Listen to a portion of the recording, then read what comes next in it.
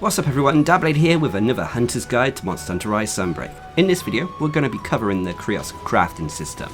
This is a new endgame system that was added with the first title update.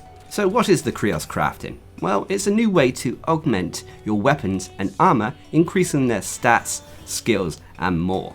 As you progress through the game, get to Master Rank 10 and above, you'll unlock Anomaly Investigations.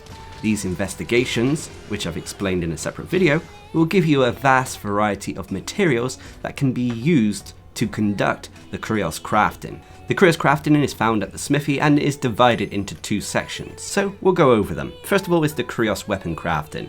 Now this is a crafting system to which you can augment and edit any rarity 10 weapon. Once a weapon is rarity 10, you're able to take them to the smithy, select Qurious Weapon Crafting, and then you'll have a list of suitable candidates you can edit. Once you click on a weapon, you'll first have to enable augmentations on that specific weapon. There is no harm in actually enabling this just basically unlocks the Qurious Crafting on that specific weapon itself. You can see when a weapon is suitable for augmentation and has had it unlocked by the pink bat sign found on the top left of the weapon. So once you click on enable augmentation, you'll have to put a few afflicted materials into the weapon to actually unlock it, but it will unlock all the available Qurious Crafting for that weapon. Now this can differ depending on what type of weapon you are using, but for the most part you get things like attack boost, affinity increase, elemental boost, rampage slot upgrade, status effect boost, sharpness boost, so on and so forth. And those of you who have experienced the Safi Jiva weapon augmentation system in Monster Hunter World Iceborne will be very familiar to what follows. Now every weapon will have up to 5 slots available on it, located directly underneath the weapon picture, and to this you can add a selection of these available bonuses. So you can add attack boost if you want. You can also add these bonuses at different levels, but they will cost a different amount of slots. You can also increase and unlock the amount of slots available on each weapon, so you can add more and customize more to what suits your fancy. Of course, all of this costs afflicted materials, including afflicted materials from the new 5-star afflicted monsters. But regardless, this is a nice way for you to personally select what you want to do with your weapons in terms of changing them slightly to better suit your playstyle. Do you want more raw attack, more affinity, more sharpness? It's all great little additions. But then there is the Qurious Armour Crafting system. Now this system, personally I find it a little bit insidious. So much like the Qurious Weapon Crafting, you would go to the smithy, select Qurious Armour Crafting, and then you'll be presented with a screen full of armour that can be augmented through this method. Now this doesn't include just rarity 10 armour pieces, it includes rarity 8, 9 and 10 armour pieces. So you would click on the piece that you want to augment and enable augmentations again, much like the Qurious Weapon Crafting system. Doing this costs essences though, which are obtained from doing anomaly investigations again. Essences are pretty much the prime ingredient when it comes to the Qurious Armour Crafting.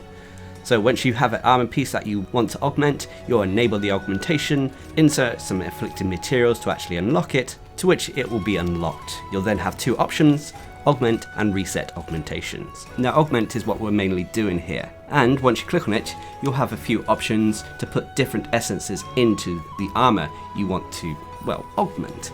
So you'll stick in whatever materials you want into the armor, click confirm, you'll then be presented with the augmentation results screen.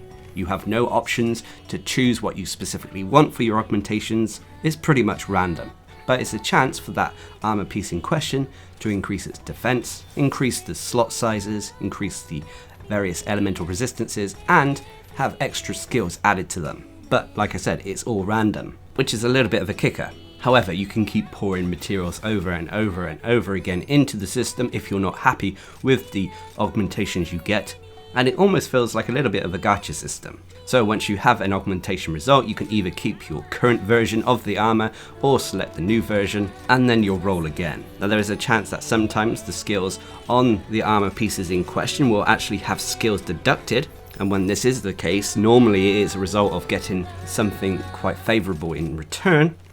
But you need to be mindful of this, as you don't want an armor piece that you truly value that has, say, weakness exploit, attack boost, critical eye or something, to have those specific skills deducted in favor of having a massive increase to your defense.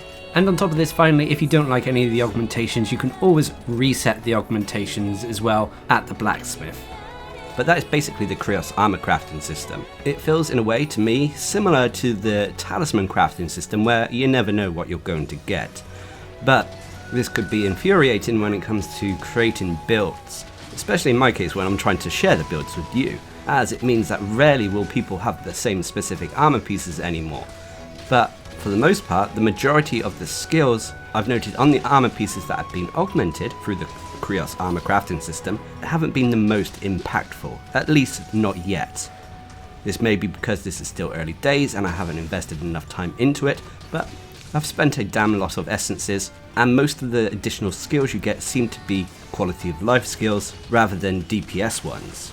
For me personally, the biggest bonus of the Qurious crafting system is when you're able to increase the size of decoration slots.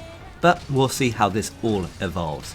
I'm sure it may be changed slightly going forward with future title updates, but nonetheless, I wanted to bring you a video explaining the Qurious crafting system and what it's all about. So, what are your thoughts? Please leave a comment down below, and until next time, I've been Darcblade, bringing you a guide to the Qurious crafting system in Monster Hunter Rise Sunbreak. Hope you enjoyed the video, thanks for watching, subscribe and like for more.